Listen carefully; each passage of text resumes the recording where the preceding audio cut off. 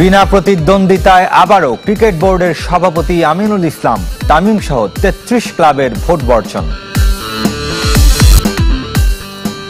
BCB পরিচালনায় ২০ নতুন মুখ, অনেকের নেই ক্রিকেট সম্পৃক্ততা, আছেন বিতর্কিতরাও। ঢাকায় এসেই হংকং ম্যাচের প্রস্তুতি শুরু হামজা চৌধুরীর, সাফল্যের খোঁজে পাশে চান সমর্থকদের। বিনা প্রতিদ্বন্দ্বিতায় ক্রিকেট বোর্ডের সভাপতি নির্বাচিত হলেন আমিনুল ইসলাম। আগামী ৪ বছরের জন্য বাংলাদেশের ক্রিকেটের সর্বোচ্চ অভিভাবক থাকবেন সাবেক অধিনায়ক। ৪ মাস আগে ফারুক আহমেদকে সরিয়ে বিসিবি সভাপতির দায়িত্ব দেওয়া হয় আমিনুল ইসলামকে। শুরুতে নির্বাচনে অংশ না নেওয়ার কথা থাকলেও সেপ্টেম্বরে শুরুতে তিনি মত পাল্টান। ঢাকা বিভাগীয় ক্রীড়া সংস্থা থেকে কাউন্সিলর হিসেবে মনোনয়ন পান আমিনুল ইসলাম। নির্বাচনের প্রক্রিয়া শেষে ২৫ পরিচালক বৈঠকে বসেছিলেন, সেখানে আর কেউ প্রার্থী হতে না চাওয়ায় আমিনুল সভাপতি হন। একই বৈঠকে ২ সহ সভাপতি নির্বাচিত হয়েছেন ফারুক আহমেদ এবং সাখাওয়াত হোসেন। এই মুহূর্তে সোনারগাঁ হোটেল থেকে সরাসরি যুক্ত হচ্ছেন সহকর্মী ইকরাম হুসাইন। সর্বশেষ একটা চমক বলা যায়, কারণ আমরা যতটুকু জানতে পারছিলাম যে ফারুক আহমেদ এবং নাজমুল আবেদিন ফাহিম দুজন সহসভাপতি হবেন, কিন্তু শেষ পর্যন্ত এবং সভাপতি কে হবেন সেটা কিন্তু সবাই আগে থেকে জানতেন এবং সর্বসম্মতিক্রমেই কিন্তু আমিনুল ইসলাম বুলবুল সভাপতি হয়েছেন, নির্বাচিত হয়েছেন এবং সহসভাপতি হিসাবে ফারুক আহমেদকে বাছাই করা হয়েছে এবং তার সঙ্গে সাখাওয়াত হোসেন, যিনি ভোলার কাউন্সিলর, বরিশাল থেকে তিনি বিনা প্রতিদ্বন্দ্বিতা নির্বাচিত হয়েছেন, তিনি সহসভাপতি হিসাবে আসছেন এবং এই সহসভাপতি পদ নিয়ে কিছুটা মতপার্থক্য ছিল, তেমনটাই আসলে আমরা জানতে পারছি। কারণ নাজমুল আবেদিন ফাহিম, আপনি যেটা বলছিলেন যে প্রভাবশালী একজন পরিচালক, তিনি সহসভাপতি এবং সহসভাপতিদের মধ্যেও সিনিয়র হিসাবে তাকে দেয়া হয়েছিল, সে জায়গায় তাকে কেন বাদ দেয়া হলো? তবে আবার এমনটাও আমরা শুনতে পাচ্ছি যে এখানে এক ধরনের আলোচনা হয়েছে তাদের মধ্যে যে নাজমুল আবেদিন ফাহিম হয়তোবা ক্রিকেট অপারেশনসের চেয়ারম্যান হিসেবে দায়িত্ব পালন করে যাবেন। সেক্ষেত্রে যেহেতু অনেকেই হতে চাচ্ছেন একই পদে, সেই কারণে তাদের মধ্যে যে পদগুলো বন্টন করে দেয়া হয়েছে। মাসভর নানা নাটকীয়তার পর ক্রিকেট বোর্ডের ঘটনাবহুল নির্বাচনের সমাপ্তি হয়েছে। ৩ ক্যাটাগরিতে নির্বাচিত হয়েছেন ২৩ পরিচালক। এনএসি থেকে মনোনীত হয়েছেন আরও 2 জন। যেমনটা ভাবা হয়েছিল বাস্তবতাও তাই। ক্রীড়া উপদেষ্টা ও আমিনুল ইসলাম সমর্থিতদের জয় জয়কার। তবে তামিম ইকবাল সহ ৩৩টি ক্লাব নির্বাচন বর্জন করেছে। ৩ সাবেক অধিনায়ক এবার একসাথে বিসিবি পরিচালনায় থাকছেন। আলোচনায় জাতীয় নির্বাচনের চেয়ে কোনো অংশে কম নয়, গুরুত্বে ক্রিকেট ম্যাচের চেয়েও বেশি। সমালোচনা, গুঞ্জন, গুজব, আইনি লড়াই, বর্জন, বয়কট সব পেছনে ফেলে অবশেষে শেষ হলো বহুল প্রতীক্ষিত বিসিবি নির্বাচন। ভোট হয়েছে, ভোটার ছিল, প্রার্থী বিজয়ীও হয়েছে, কিন্তু পরিপূর্ণ নির্বাচন বলতে যা বোঝায় তার অনেক কিছুই ছিল না। সবচেয়ে বড় উপস্থিত উৎসব মুখরতা। সকাল 10টা থেকে বিকেল 4টা পর্যন্ত টানা ভোট। এক পক্ষের সরব উপস্থিতি, আরেক পক্ষ নীরবে প্রস্থান ভোট বর্জনে। সন্ধ্যায় ফল ঘোষণা করে রিটার্নিং অফিসার।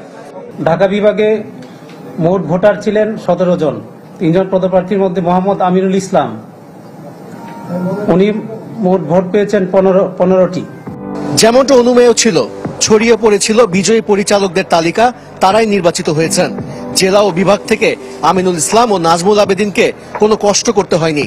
17 ভোটের সমান 15টি করে পেয়েছেন 2 জন। ক্লাব কোটায় নতুন মুখের ছড়াছড়ি। 12 পরিচালকের 9 জনই প্রথম। সবচেয়ে বেশি 42 ভোট পেয়েছেন ফারুক আহমেদ, ইশতিয়াক সাদেক ও সানিয়া তানিম। যে 43 ভোট পড়েছে তার একটি বাতিল হয়েছে। পুরনোদের মধ্যে মঞ্জুর আলম ও ইফতেখার রহমান মিঠু টিকে গেছেন। পিছনে ফেলে আসছি, আমি ভালো। আই থিঙ্ক ক্রিকেটের মানুষ অনেক আশাবাদী, অনেক আশাবাদী।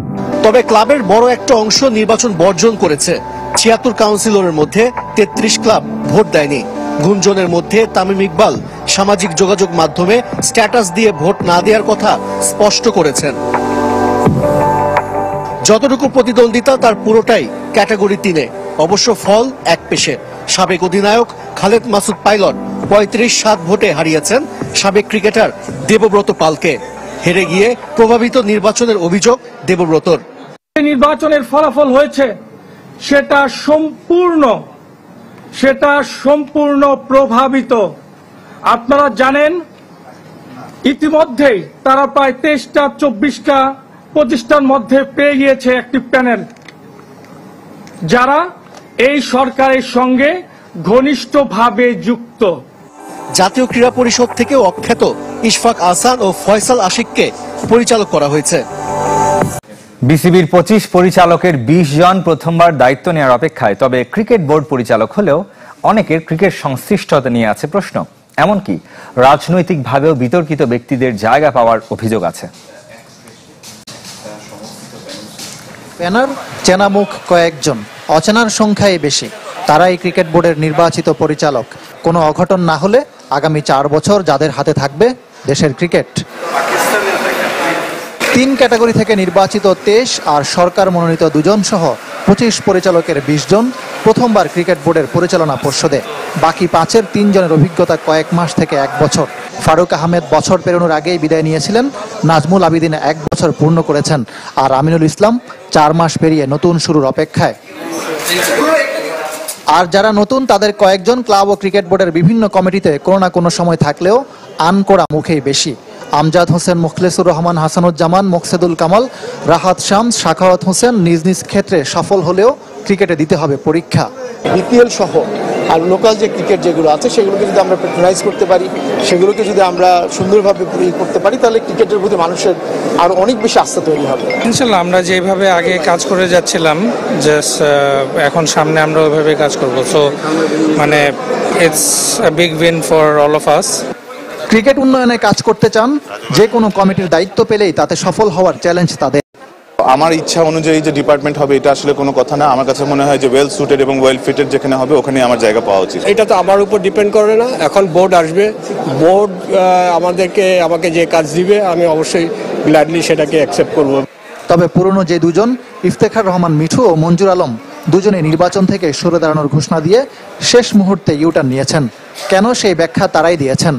আমি স্বতন্ত্র দাঁড়াবো বলেছিলাম, কিন্তু তখন সেটাই যখন আমার রিইনস্টেট হয়েছে আমার ইয়েটা, আমি ওই পজিশনেই আছি। আমি তো ওই কোনো পজিশন চেঞ্জ করিনি।